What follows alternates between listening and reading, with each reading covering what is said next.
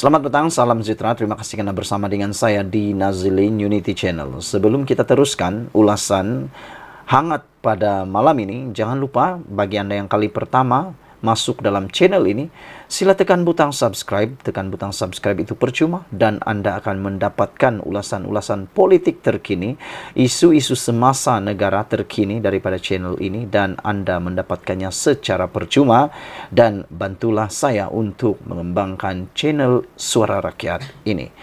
Saudara-saudara sekalian, beberapa menjak kebelakangan ini kita digemparkan dengan ura-ura kononnya ada rombakan kabinet. Sehingga kan Anwar Ibrahim sendiri telah pun membuka mulut. Anwar Ibrahim kata beliau sanggup dan sedia menerima cadangan. Kalau ada cadangan, tulis kepada saya, kata Anwar Ibrahim. Jadi, walau bagaimanapun perkara itu, Anwar Ibrahim hanya terima secara bersahaja. Dan hari ini timbalan Perdana Menteri akhirnya buka cerita, buka mulut, dedah cerita sebenarnya. Yang pastinya Anda tak pernah tahu dan Anda akan bersyukur kerana ini Anda sudah tahu. Ini yang dikatakan oleh timbalan Perdana Menteri kita daripada Blok Borneo, daripada Sarawak. Fadilah mengatakan bahawa rombakan kabinet tak pernah dengar dan tak pernah bincang. Jadi saya terfikir-fikirlah, adakah perkara-perkara seperti ini sebenarnya hanya retorik yang dicipta oleh pihak-pihak tertentu untuk cuba mahu mengganggu gugat kestabilan negara? Adakah dengan cerita-cerita rombakan kabinet yang sebenarnya tidak berlaku ini adalah langkah terakhir, jalan terakhir, strategi terakhir orang-orang yang nak menjatuhkan kerajaan perpaduan ini? Dulu nak jatuhkan kerajaan perpaduan melalui undi tidak percaya, gagal. Sekali lagi melalui usul undi rang undang-undang pun gagal. 83 berbalas berapa tuh? Dan akhirnya kali ini lagi gagal lagi. Apabila Fadilah menyatakan tak pernah dengar dan tak bincang.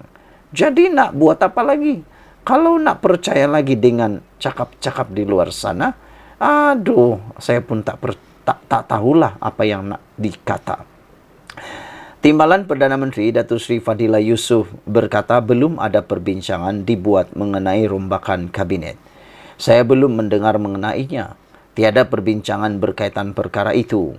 Itu adalah prerogatif hak mutlak Perdana Menteri Datuk Seri Anwar Ibrahim, kata Fadilah lagi. Pada pendapat saya, amatlah tidak adil untuk menilai seseorang menteri itu hanya selepas baru 6 bulan. Tapi bagaimanapun ada kes-kes tertentu yang 6 bulan dah tahu bagaimana menteri itu bekerja. Kalau hanya tidur, makan, jalan-jalan sini sana menimbulkan kontroversi dan sebagainya, itu patut untuk digoreng sajalah. Goreng lagi sedap. Macam itulah. Tapi setakat ini pada pendapat dan pada hemat saya, semua menteri di bawah kerajaan perpaduan pimpinan Anwar Ibrahim semuanya bekerja dengan baik ketika ini. Saudara-saudara sekalian, apa yang dikatakan oleh Fadilah juga, saya orang bekerja, kata beliau, saya menurut perintah. Beliau berkata demikian ketika ditanya mengenai desas-desus kemungkinan akan berlaku rombakan kabinet. Fadilah yang juga Menteri Perdagangan dan Komoditi menegaskan, gabungan Parti Sarawak komited dan fokus untuk memastikan kerajaan yang kukuh dan stabil. Kami daripada GPS memberi komitmen dan apa yang kami perlukan sekarang ialah kerajaan yang kuat dan stabil, kata beliau. Tanpa kestabilan, kita tidak boleh mengubah prestasi ekonomi. Pelabur tidak akan datang kerana tiada dasar yang jelas, tiada kesinambungan dari segi kerajaan. Hanya kestabilan politik dan takbir urus baik akan menarik kedatangan pelabur, katanya, yang juga Ketua Whip GPS di Parlimen. Katanya, keadaan itu adalah aspek terpenting buat Sarawak dan komitmen mereka dalam kerajaan perpaduan. Saya sangat bersyukur kerana Fadilah mempunyai pendirian yang tegas, yaitu hanya kestabilan politik dan takbir urus baik akan menarik kedatangan pelabur. Sekian dulu untuk kali ini, ikuti terus ulasan selepas ini. Selamat petang, salam sejahtera, terima kasih karena bersama dengan saya di Nazilin Unity Channel. Sebelum kita teruskan ulasan dan isu pada kali ini, jangan lupa bagi yang kali pertama tekan butang subscribe, itu percuma. Saudara-saudara sekalian, hari ini tergempar di seluruh Malaysia apabila seorang ahli perniagaan menyerahkan dokumen berkaitan dana judi Perikatan Nasional kepada SPRM. Habislah Muhyiddin kali ini. Itulah saya kata sebelum ini. Kita harap sangat-sangat Muhyiddin Saman Anwar Ibrahim. Supaya kelihatan dan kedapatan siapa sebenarnya yang bohong, siapa sebenarnya yang terkantui tercedok, dan siapa sebenarnya yang benar. Karena kita berpegang pada kebenaran, bukan berpegang pada fakta cakap-cakap semata-mata. Anwar Ibrahim kata, kalau kamu nak saman saya, silakan. Teruskan, kata Anwar Ibrahim, tapi dia berkata atau bercakap dengan asas yang kukuh, kata Anwar Ibrahim. Dan belum sampai pun 2 hari selepas Muhyiddin Yassin mempertimbangkan untuk mau menyaman Anwar Ibrahim, ini pula berita yang paling menyedihkan. Muhyiddin Yassin dan Perikatan Nasional disangka walaun semua sudah gembira bersorak-sorai. Mereka kata Anwar Ibrahim fitnah lah, Anwar Ibrahim kedapatan fitnah lah, Anwar Ibrahim bakal disaman lah, semoga Anwar Ibrahim bankrupt lah karena disaman oleh Muhyiddin lah dan sebagainya. Hari ini sudah kelihatan ada bukti baru yang pastinya akan membuatkan SPRM tidak teragak-agak membuka kertas siasatan. Seperti mana yang dinyatakan oleh Menteri Undang-Undang dan Transformasi Institusi, yaitu Azalina Othman Said. Beliau mengatakan bahwa beliau tidak pernah mengatakan bahwa kes dana judi dihentikan ataupun digugurkan. Tetapi apa yang dia kata, hanya akan pada bila-bila masa boleh dibuka semula. Jadi hari ini saya yakin, saya pasti SPRM pasti akan membuka kertas siasatan selepas mendapat bukti yang ditunggu-tunggu rakyat Malaysia, yang pastinya bukti paling ditakuti oleh Muhyiddin Yassin dan juga Perikatan Nasional, khususnya Parti PAS dan juga Hadiah Wang. Jadi kalau selama ini parti ataupun gabungan Perikatan Nasional yang punya gagasan bersih, prihatin, cekap, apalagi itu bersih, prihatin, dan stabil, sekarang bagaimana? Tinggalkan komen Anda. Persoalan besar daripada netizen di dalam ruangan komen di Malaysia kini, antara yang bertanya ialah, adakah ahli perniagaan ini bercakap benar atau data bukti yang dibawa, dokumen yang dibawa itu adalah dokumen yang sahih dan dokumen yang benar? Saya yakin dokumen yang dibawa oleh ahli perniagaan ini adalah dokumen yang sahih dan benar. Ialah yang dia bawa, yang dia datangi, membawa dokumen ini bukan orang biasa-biasa, bukan ketua kampung, bukan penghulu. Ini adalah SPRM. Saudara-saudara, apa yang akan terjadi selepas ini? Seorang ahli perniagaan telah menyerahkan dokumen yang didakwa mengandungi bukti kaitan antara Perikatan Nasional dengan syarikat perjudian kepada SPRM. Ia beberapa hari selepas kerajaan berkata, SPRM belum membuka kertas siasatan berhubung dakwaan itu ekoran kekurangan bukti.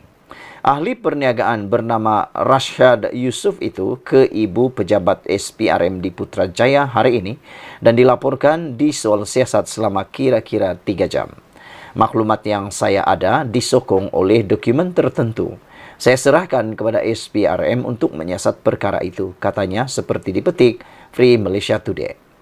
Rashad, 52 tahun, menafikan ada kaitan dengan mana-mana parti politik atau NGO. Ini yang kita harapkan. Semoga Rashad, 52 tahun ini, benar-benar adalah orang yang bebas, berkecuali dan tidak mempunyai kepentingan apapun. Semoga beliau bukan ada kaitan dengan parti politik maupun NGO. Tapi biasalah, netizen ini tak sampai 1 jam akan kenallah siapa orang ini. Mereka akan cari sampai ke lubang cacing. untuk mau mengenali siapa Rashad ini. Pada Desember lalu, Perdana Menteri Anwar Ibrahim membayangkan sebahagian dana yang digunakan Perikatan Nasional dalam PRU 15 adalah daripada syarikat perjudian yang terlibat dengan cabutan has judi. Bagaimanapun, Menteri di Jabatan Perdana Menteri, Undang-Undang dan Reformasi Institusi, Azalina Othman Said menerusi jawapan Parlimen berkata, SPRM tidak membuka kertas siasatan berkenan dakwaan itu kerana maklumat yang ada terlalu umum dan tiada pihak yang boleh mengesahkannya.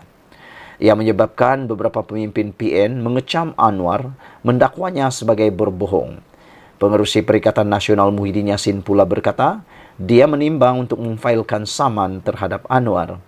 Anwar bagaimanapun bertegas dia tidak akan membuat dakwaan itu jika ia tidak berasas. Kita sebenarnya mengharapkan sebenar-benarnya supaya Muhyiddin Yassin betul-betul menyaman Anwar Ibrahim. Hanya dengan saman barulah kita tahu siapa benar, siapa yang tak benar. Hanya dengan saman kebenaran boleh diketahui. Hanya dengan saman seseorang itu boleh menutup ataupun boleh mengembalikan maruahnya. Sekarang ini ada dua orang yang akan terpalit dengan maruah.